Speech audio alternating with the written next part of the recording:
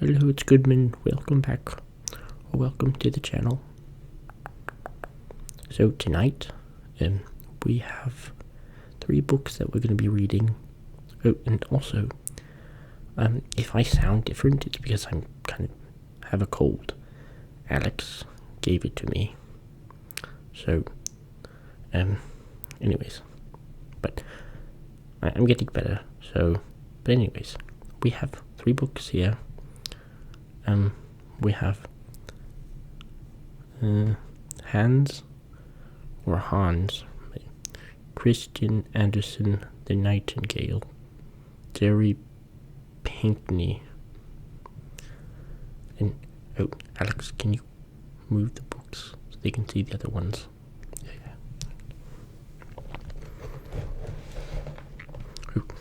And we have Robin Hood and the Golden Arrow,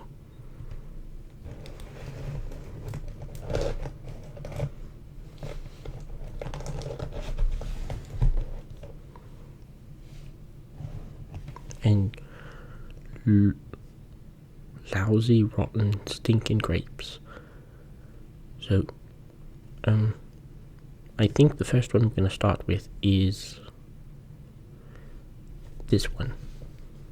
Yeah, that one sounds good. Alrighty, well, get settled down. We will get right into this.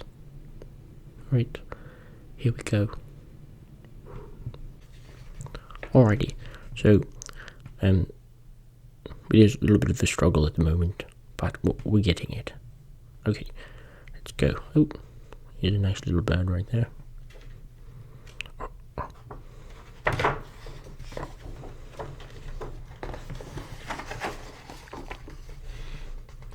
I think that's a nice place to live. I wouldn't mind living there. It looks pretty nice.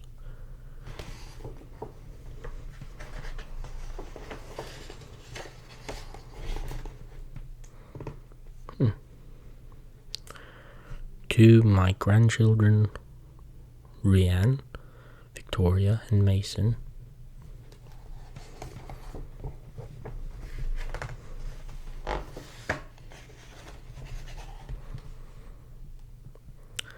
The story I'm about to tell happened a great many years ago, so it is well to hear it now before it is forgotten. I won't forget it. The king's palace was the most beautiful in the world. It was built entirely of the finest materials.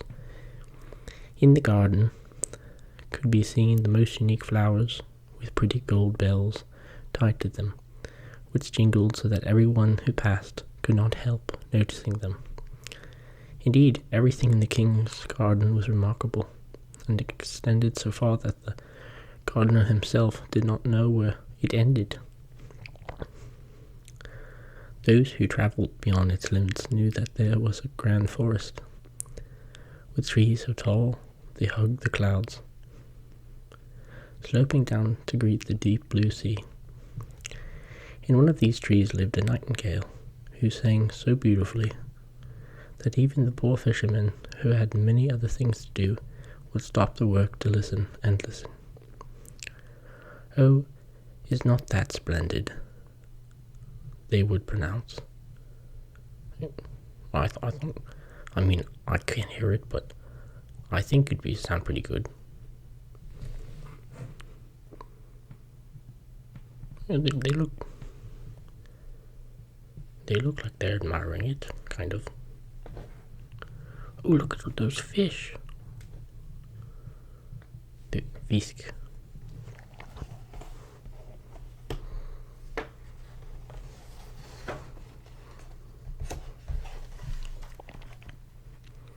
Travellers from every country in the world came to the city of the king, which they admired very much.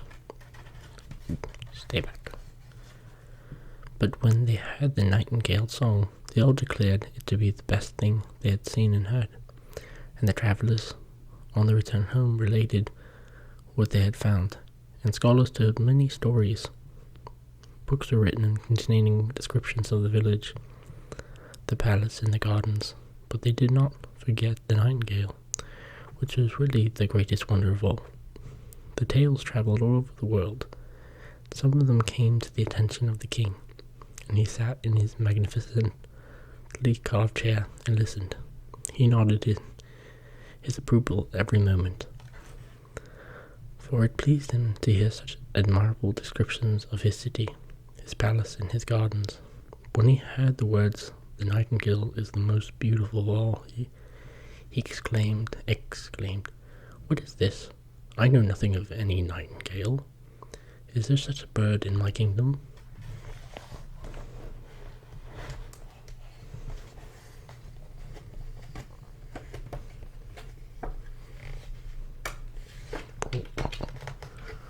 Struggling there.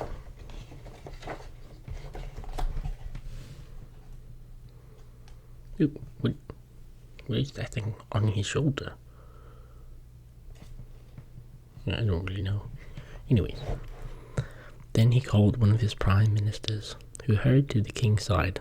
"There's a very wonderful bird I hear about, called a nightingale," said the king as he took a sip of mint tea. "I like hot chocolate. They say it is the loveliest thing in my kingdom. Why have I not been told of it? It is my pleasure that she shall appear this evening at court." "I've never heard of her," said the minister, "yet I will endeavour to find the bird." But where was the nightingale to be found? The nobleman went through the halls and passages of the enormous palace, yet none of those whom he met had heard of the bird. So he returned to the king and said that it must only be a tale, a fiction invented by those who had recited the story of those who had created the books. "Why, I even asked the magicians," he declared.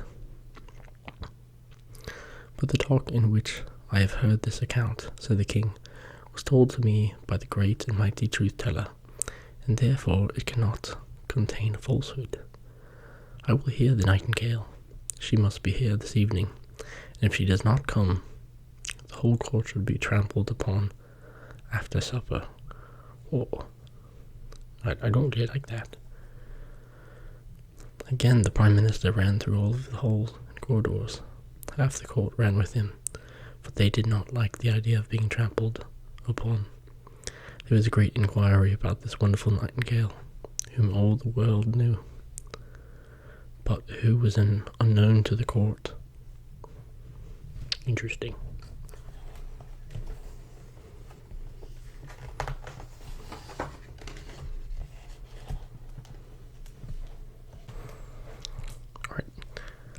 At last they met with a poor little kitchen girl preparing pastries made with honey and almond milk for the king.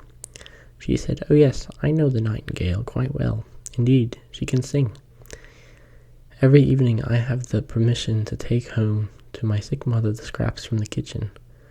She lives down by the seashore, and on my return I sit down in the woods to rest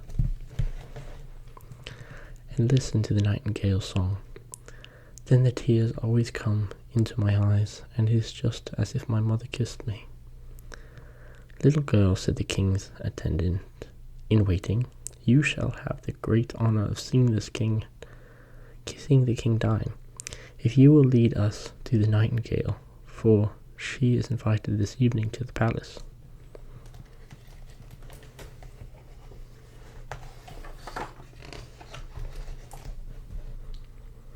So the girl went into the woods, where the nightingale sang, and half the court followed her. The forest revealed sights and sounds like the likes of which the court had never seen or heard before. "I think we shall hear her now," said the girl, and immediately the nightingale began to sing. "Look, look, there she is." "Is it possible?" said the king's attendant. "I never imagined it to be a little plain, simple thing like that." "Little nightingale," cried the girl, raising her voice, "our most gracious king wishes you to sing before him tonight."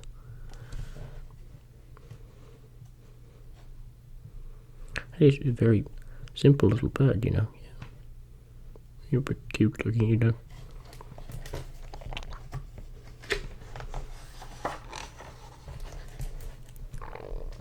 Oop, Alex. Sorry. It's okay. Alex says, and his belly is talking, I guess. Mine does that too as well, but we're all, well, he's human and I'm groundhog. Anyways. With the greatest pleasure, said the nightingale, and began to sing the most delightfully for the girl. It sounds like tiny silver bells, said the Prime Minister, and see how her little throat works. It's surprising that we have never heard this before. She will be a great success at the court. My excellent nightingale, said the first courter, I have the pleasure of inviting you to the court festival this evening, where you will gain imperial favour from the king for a charming song. My song sounds best in the green woods, said the bird. The bird talks. Hold on, I kind of... but still she came willingly when she heard the king's wish.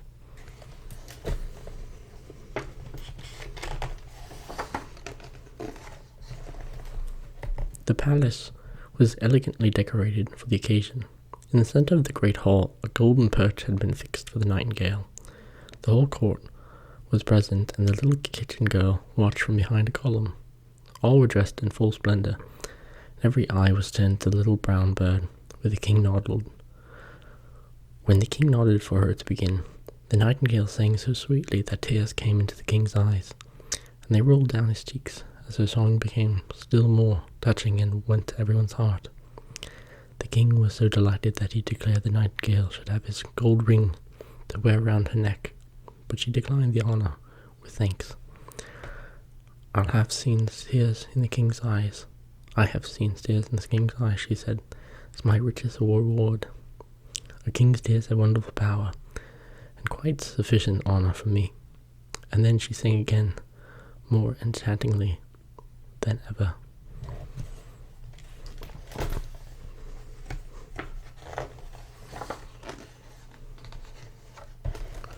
Ooh, there's some nice string. The nightingale's visit was most successful. She was to remain in the court to have her own cage, the freedom to go out twice a day. Servants were appointed to attend her on these occasions. Each held her by a silken string fastened to her leg. Oh, I guess she's a pet or something. The whole city spoke of the wonderful bird, and when two people met, one said Nightin, and the other said Gale, and they understood what was meant, for nothing else was talked of.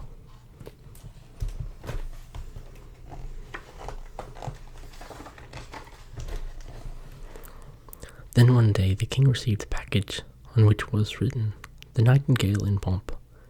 It was a work of art contained in a small chest, an artificial nightingale, covered all over with diamonds, shells, and rubies. As soon as the artificial bird was wound up, it could sing like the real one. It could move its tail up and down. It sparkled with silver and gold. Silver and gold. Anyways, this is very beautiful, explained all who saw it, and he who had brought the artificial bird received the title of Imperial Nightingale Bringer-in-Chief. Now they must sing together, said the court, and what a duet it will be. But they did not get on well, for the real nightingale sang in its own natural way, while the artificial bird sang only one song. That is not a fault, said the music master. It is quite perfect to my taste.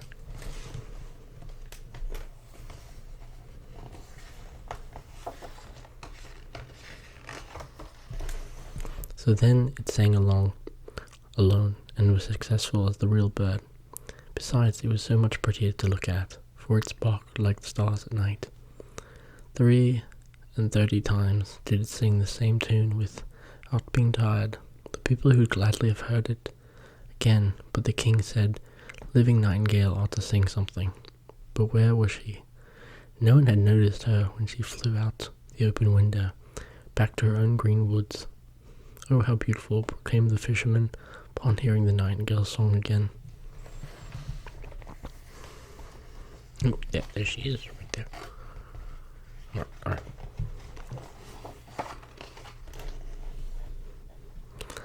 What strange conduct, said the king when her flight had been discovered, and all the countries blamed her. Oh, courtiers, blamed her, and said she was a very ungrateful creature. But we have the nightingale in pomp, after all, said one. The music master praised the bird in the highest degree, and even asserted that it was better than the real nightingale, not only in its carving and the beautiful diamonds, but also in its musical power. For you must see, your Royal Highness, that with a real nightingale we can never tell what is going to be sung, but with this bird everything is known. Then the music master received permission to exhibit the bird to the people on the following Sunday.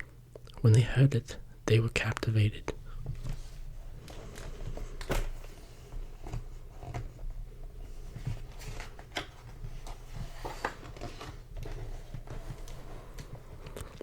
And after this, the real nightingale was banished from the kingdom. The artificial bird placed on a woven cushion close to the king's bed. It was now advanced to the title of Little Imperial Singer, and to the rank of number 1 on the left hand, for the kings considered the left side on which the heart lies as the most noble, and the heart of the king is in the same place as that of the other people. So a year passed, and the king, the court, and all the other subjects knew every little turn in the artificial bird's song, and for that same reason it pleased them better. They could sing with the bird, which they often did. One evening, when the artificial bird was singing its best, the king lay in bed listening. Something beside the bird sounded whiz, then a spring cracked, whirr, when all the wheels, and then the music stopped. Went all the wheels, sorry. The king immediately jumped out of bed and called for his physician, but what could he do?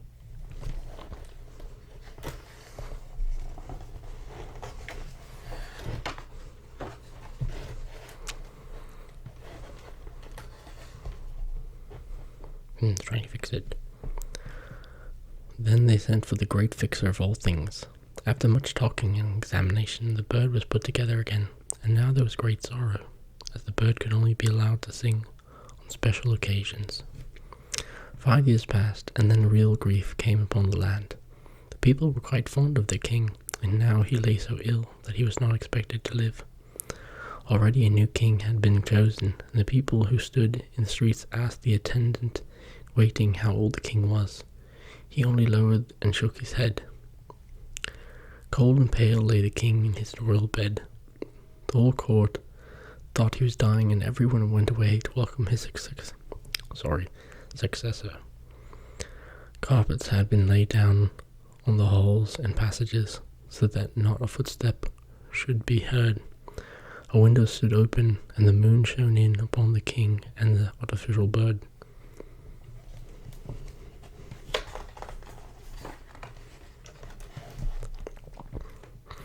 The poor king, finding he could scarcely breathe with the strange weight on his chest, opened his eyes and saw old man Death sitting there.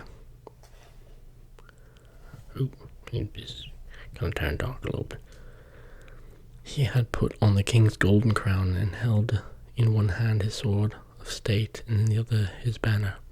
All around the bed, peeping through the long woven curtains, were a number of strange heads, some very ugly and others lovely and kind-looking. These were the king's good and bad deeds, which stared him in the face, now that death sat at his heart. Deep. Do you remember this? Do you recall that? They asked, one after another, thus bringing forth memories that made the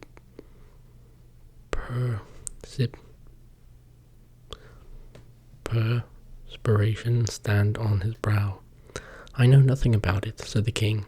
Music, he cried. Someone please play the bendir drum, that I may not hear what they say. But they still went on, and the old man Death nodded to all they said. Music, shouted the king. You little precious golden birds, sing. Please sing. The little imperial singer remained silent. There was no one to wind it up, and therefore could not be not sing a note.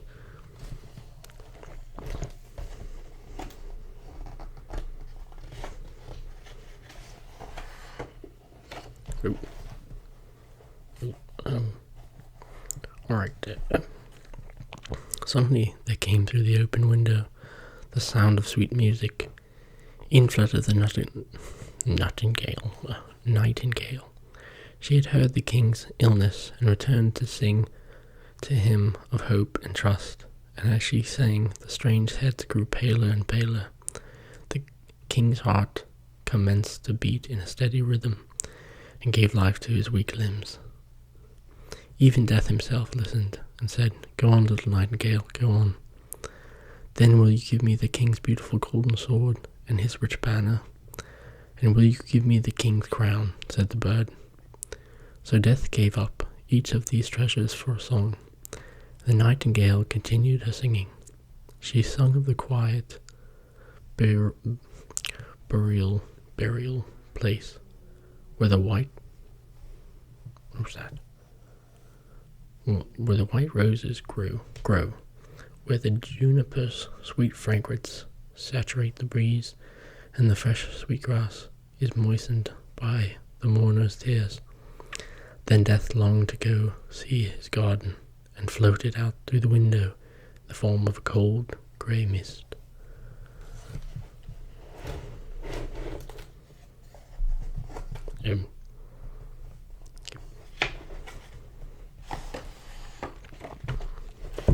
So far, very deep, very deep. Thanks, you heavenly little bird, said the king with deep gratitude. How can I reward you? You have already rewarded me, said the nightingale. I shall never forget that I brought tears to your eyes the first time I sang to you. Hold on. Sorry. I'm back.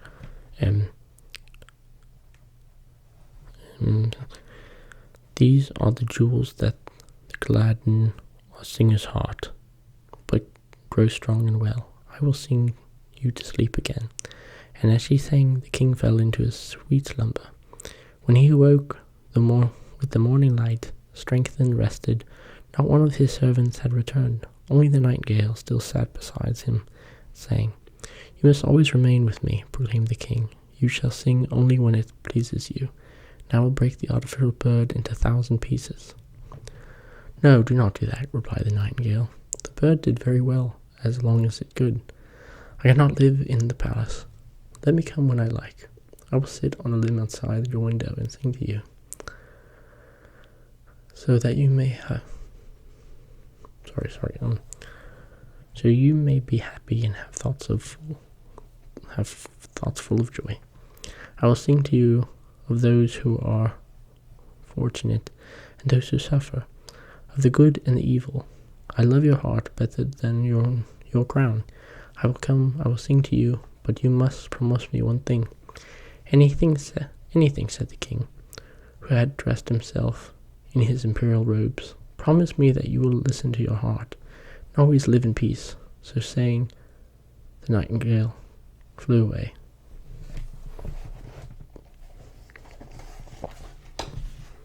It looks like it's it. Oh, no, a little more.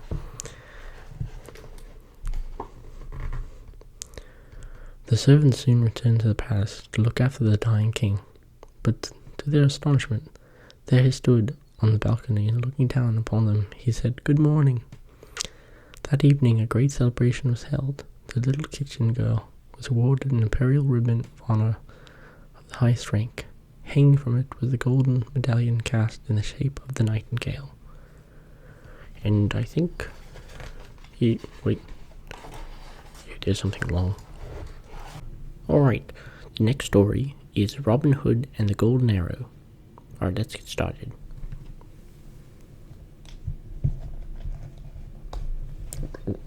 Hold on. Oh,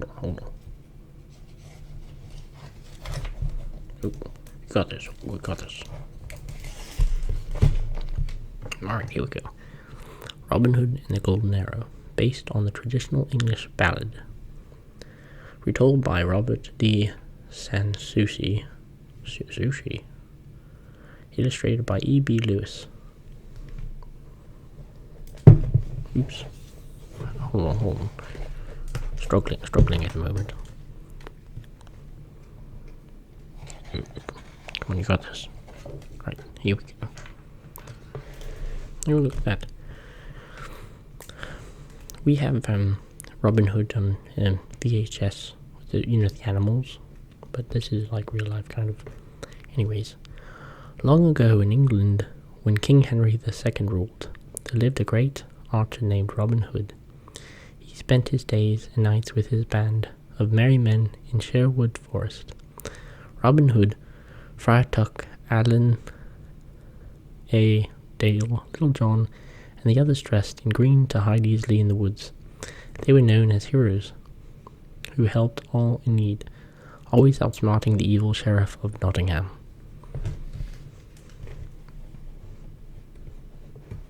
There's Friar Tuck.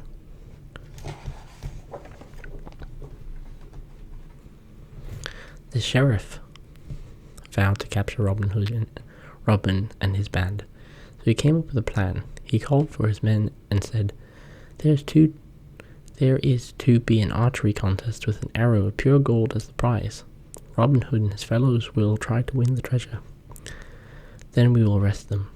The others agreed that this was a clever way to catch the outlaws.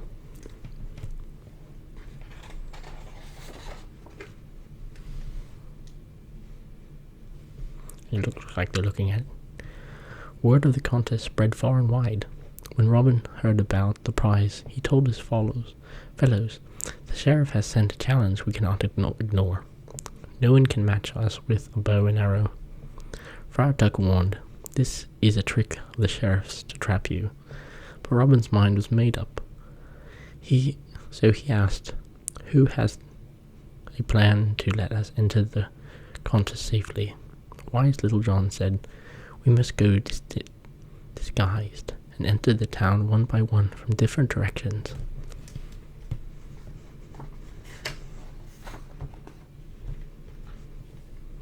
Look at that.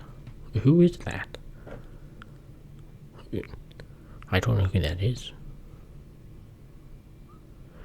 What book are we reading? It's Robin Hood. Oh, okay. On the day of the contest, Robin and his men traded their familiar green outfits for clothes in other colors. Robin dressed as a beggar in the red rags, with an eye patch, and dyed his yellow hair and beard brown. Then the band set out for town by different ways.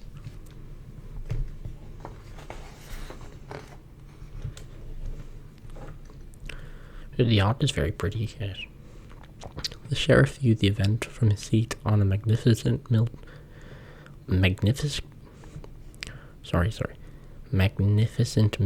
white horse. At his signal, the first archer took him at the targets. All the while, the sheriff and his spies watched eagerly for the fellows dressed in green, but it was the only color not on the field that day. Ooh, you need help? You got this. Okay. Disappointed, the sheriff studied all the archers, and then said, That beggar is tall as Robin Hood, but his rags are red.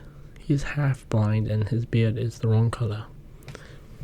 After several rounds, only 2 archers remained, Robin and sheriff's favorite, Gilbert. Someone in the crowd shouted, Only Robin Hood could shoot better than these fellows. Angry at hearing such praise, the sheriff cried, The outlaw is a coward who doesn't dare show his face. He knows these brave bowmen are better than he. Robin whispered to Friar Tuck. Soon the sheriff would heed his words.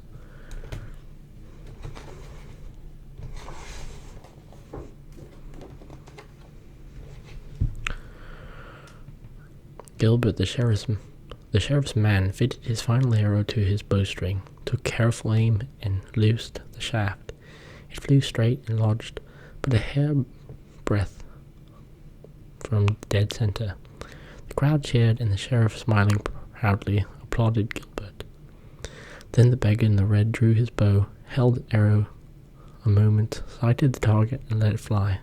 let fly. To everyone's amazement, his arrow struck dead center, so near Gilbert's shaft that it had shaved off part of one feather.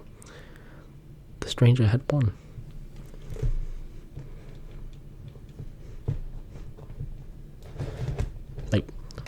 Struggling. We got this. So the sheriff had to present the golden arrow to the red-clad beggar. As he did, he asked, "What is your name, and where do you come from?" "I am Jock of Greendale," the man answered. "Well, Jock, I can always use a fine archer. Will you work for me?" But the beggar merely replied, "I will remain my own master."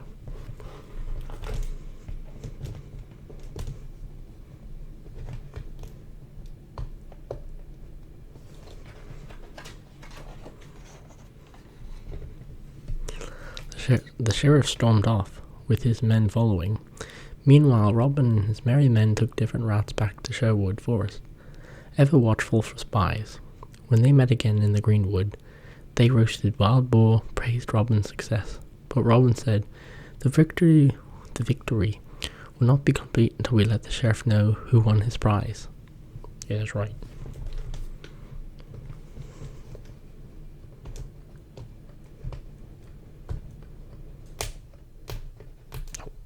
Sorry.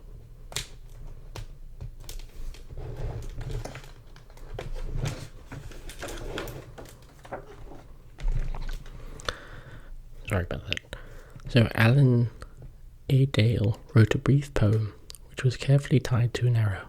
Then the merry group, still disguised, hurried back to Nottingham. Outside the great hall, where the sheriff sat feasting, Robin climbed to the top of the garden wall. Then he shot the arrow with the note through a tall, brightly lit window. The shaft buried itself in the table just as the sheriff was preparing to carve a plump goose.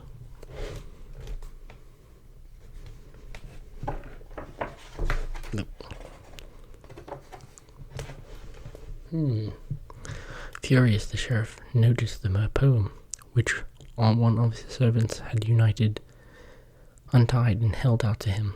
Growing red with rage, he read, "Your lordship, now the tale is told. From highest hall to deepest wood, that today you gave your arrow of gold to the greatest archer, Robin Hood." Robin and his men listened to the sheriff, bellowing a few moments later. Then, laughing, they returned to Sherwood, where many more adventures awaited them.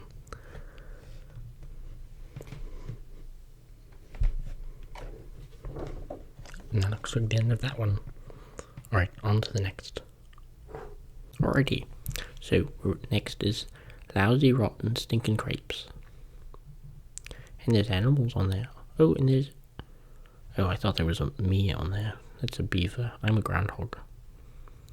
Well, we're similar. I have a cousin who's a beaver. And I've got a cousin who's a cat. I actually have two cousin cats. I have Percy and Chicago. So Chicago, he's a nice cat.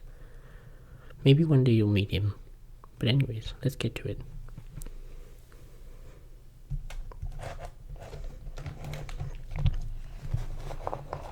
Hold on.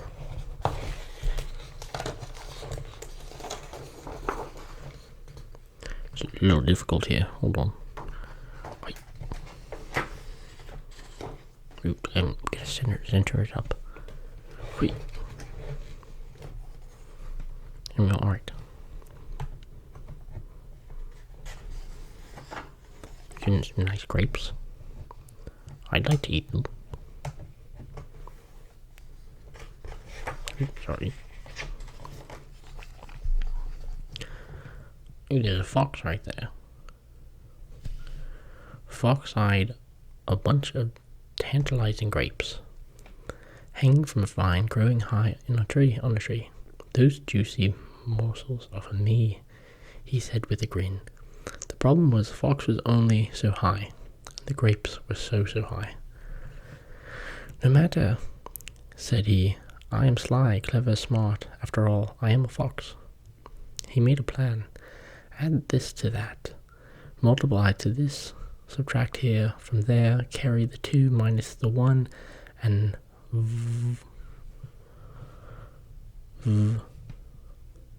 voila, grapes. Oh, voila, oh, grapes.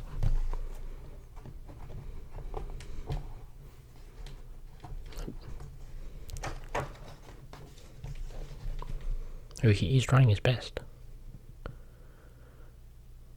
It's kind of funny looking. Hop, skip, jump, flying leap, and no grapes. Fox climbed out from the thicket of the brushed off his coat. Perhaps a bit of a boost is needed, but where to get a boost? Grunt, grunt, grunt. Fox turned, he grinned. Why, Bear, old buddy, I say, do you like grapes? Grapes? Said the Bear. Do I? I think I do. Yep, I do.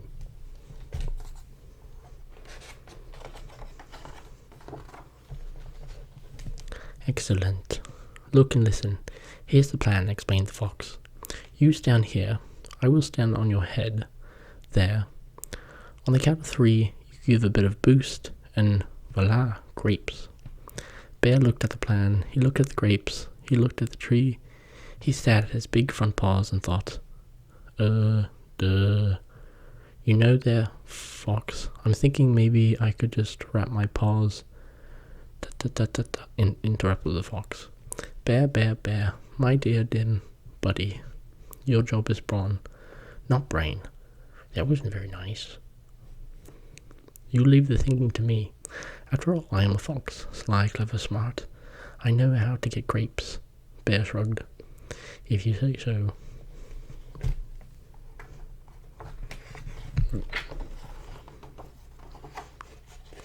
Look at the little hand. It's kind of cute. What are you trying? Bear stood here. Fox climbed up and stood on top of Bear's head. There, Fox counted. 1, 2, 3, and no grapes. Fox brushed off his coat and straightened his nose. Maybe a little more lift, thrust, and humph is needed here. Bear shrugged. If you say so. Now where to find oomph. Pat, slap, pat, slap, pat, slap. Fox peered down at the pond. He grinned.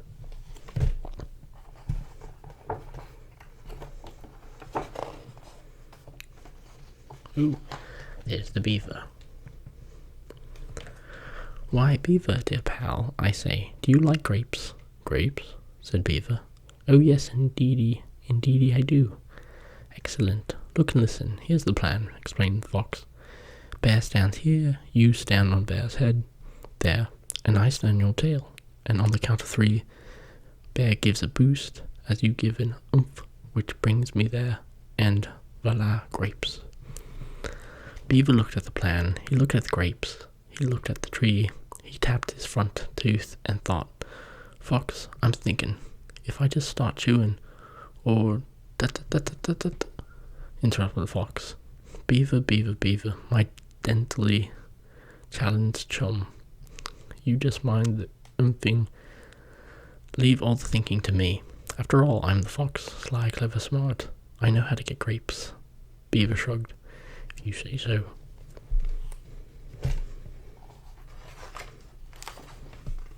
Hold on. Bear stood here. Beaver stood on Bear's head. There. Fox stood on Beaver's tail. 1, 2, 3, and no grapes. Fox climbed out of the brambles. Just need an inch or 2 more. Scooch. Fox measured this. He weighed that. He turned around and grinned.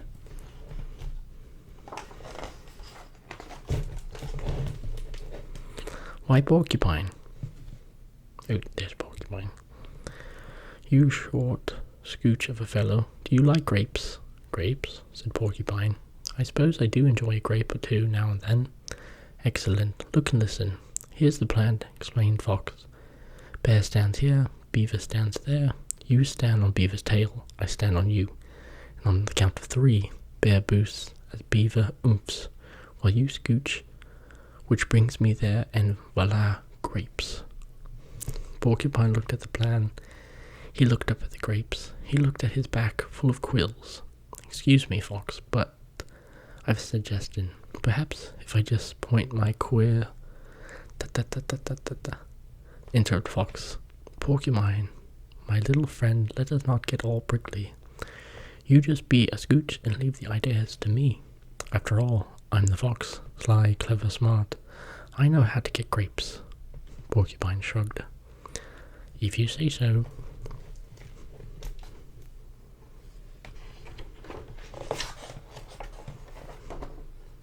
Oh, look at that. Oh my gosh, his claws are in his face. Oof. Bear stood here. Beaver stood on Bear's head there. Porcupine stood on Beaver's tail.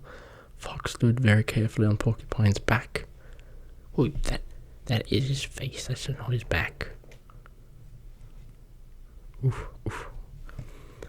1, 2, 3, and no grapes.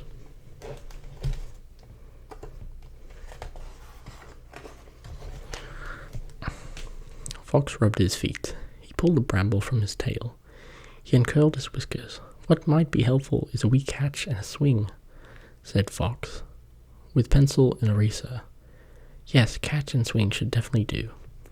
Beaver looked at Bear, who looked at Porcupine. The three shrugged. If you say so. Fox spied 2 tiny eyes peeking through the bush. Ah, Possum, my dear, do you like grapes?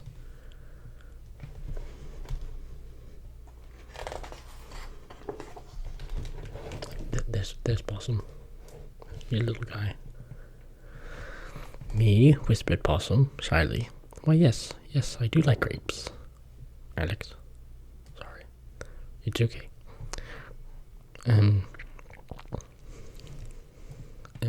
Thank you for asking. I like grapes very much. Fox grinned. Excellent. Look and listen. Here's the plan. Bear stands here. Beaver stands on Bear's head. There, Porcupine stands on Beaver's tail. I stand on Porcupine. You stand on me. So on, etc., etc., etc. Which lifts you, whose tail curls around here, then swings back to me, who I grab, ending up there, and voila, grapes. Possum stared at the grapes. She stared at the branch. She stared at the plan. Pardon me, said Possum, but it all seems so confusing and complicated. Perhaps if I... interrupted Fox. Possum, my pet. Now don't worry, there's a few little hairs on your extremely unattractive head. Oh my... Well, anyways. Possums are very adorable. Nothing to fret over and faint at away.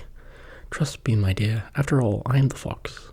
I am the one who is sly, clever, and smart. And I know how to get grapes. Possum blinked. If you say so. So...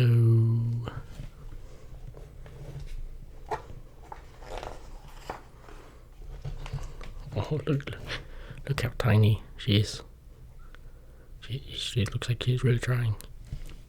Bear stood here, Beaver stood there, Porcupine stood on Beaver's tail, Fox stood carefully on Porcupine, and Possum stood on Fox, ready to swing into action. 1, 2, 3, boost, oomph, scooch, swing, no grapes.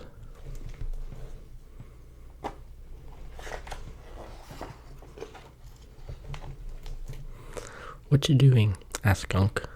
Blast that bunch of fruit, groused Fox, crawling out from under. There is simply no possible way to get those grapes.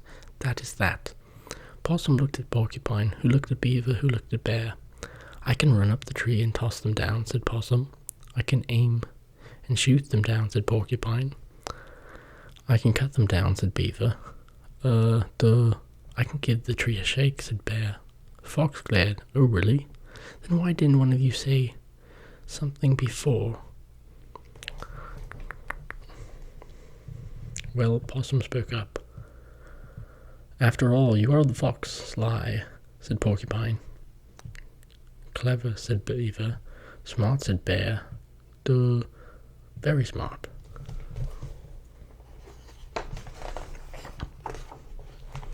Fox turned with a huff and a sniff.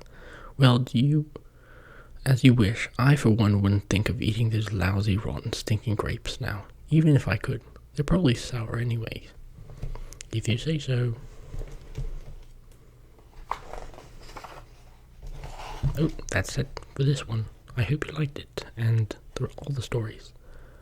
Alrighty, well. Have a good day, good night, and me and Alex will see you in the next one. Goodbye.